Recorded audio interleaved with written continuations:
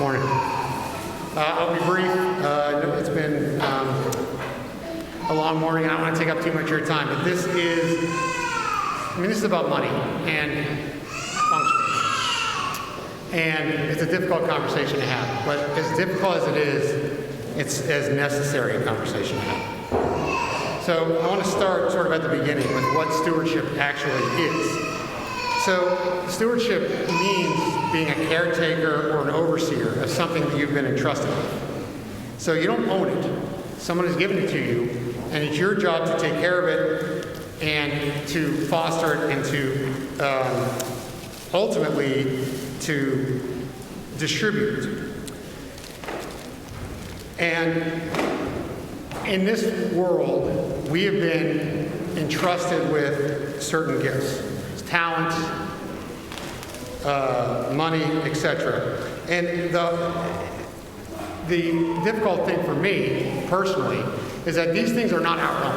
I think of my job as my job, my family is my family, my home is my home, my money is my money. But in reality, it's not mine. And that's why stewardship is such an appropriate word. We are caretakers of ourselves, our bodies, our children, our talents, any gifts that we receive, and money. And how we care for them, how we ultimately distribute them, will ultimately determine our salvation. All that's to say, when you talk about money in church, I think two natural questions come up. And it's natural. Money's transactional in our world. And so the two questions are, how's the money going to be used?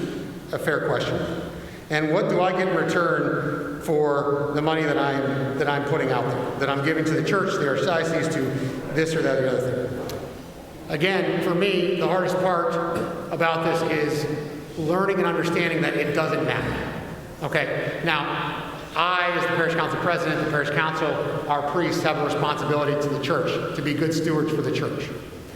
I, as a parishioner, should not care what happens to the money that I give to the church. I entrust it to the church. The church does with it what the church does with it. If they put it in a pile and they burned it, I should not care. I'm not saying I wouldn't, and I'm not saying that's what we're going to do. But what I'm saying is I should not care if that happens. Why? Why do I say that? Because the importance of giving lies in separating us from what we think we need the most to survive. When you talk about money, that is one of the hardest things that you sort of have to reconcile. I've been told from day one, work hard, save, plan for the future, take care of your bills, don't pile up commercial credit card debt, etc., etc. Save for college, save for weddings. I got 4 kids. Save for their college, save for their weddings, put away for my retirement. Save, save, save, save, save. Told over and over again in this world, that's your safety net. That's what's going to protect you. That's what's ultimately going to save you. And the hard part is, for me, because I'm a planner, I like control. I like to know where and when everything is. Ultimately, that money, what we're putting away, what we're storing away, is not our salvation. It's not our safety net. This body, this church, and God is our safety net. God will provide for us. The more we give, the freer we are to live the way that God intended us to live. If we unchain ourselves from this notion that we need more and more and more, it actually makes us free.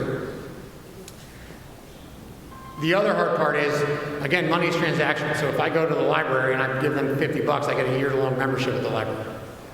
Here, the expectation is not that I get something in return for the gift that I'm giving, which is not my own to give in the first place. So I'm not here to expect a bigger hall, nicer bathrooms, parting gifts when you leave, etc., etc. That's not what this is about. We should not give because we're expecting something back. So, finally, I think it's important to understand that, first of all, we need to give much more than the church needs us to give. So God doesn't need our money at all, obviously.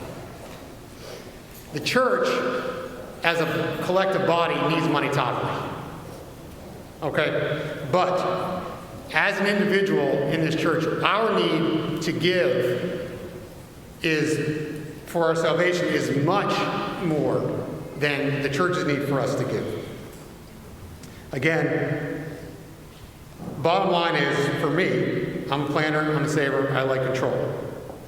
Bottom line is, I need to give more. Every day I need to give more, whatever that looks like. Money, talent, whatever that looks like, I need to give more. As a steward of what I've been gifted financially, I need to steward that money away from what I've done traditionally, which is put it away, buy things, accumulate wealth, and give it to God. Give it to the church. However however that looks. Because the bottom line is, again, what I think is my safety net is false. And God will provide, and my faith will strengthen the less and less secure I feel on a day-to-day basis.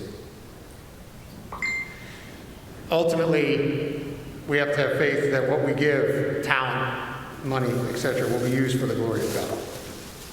And ultimately, how we steward the gifts that we've been blessed with will determine our salvation.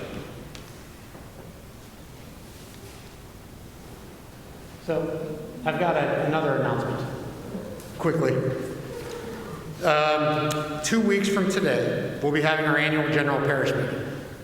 There's been an announcement in the bulletin. You all should have received some communication. There's an announcement on the website.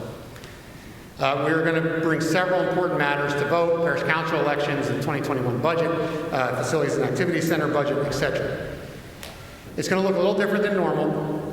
We will be live streaming it via the usual live stream link. We're also going to be having it in person in the sanctuary after church for those who want to be here in person.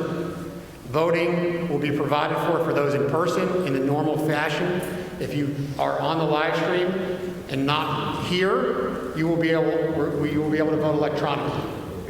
And so I just want to encourage all of you to remind you, first of all, voting members of the church, fill out your membership forms, turn them in as soon as possible. You can do that electronically, or you can do it by paper. And encourage you all to be available and participate, whether you're on the live stream or whether you're in person on the 14th of February, which is our annual general parish meeting.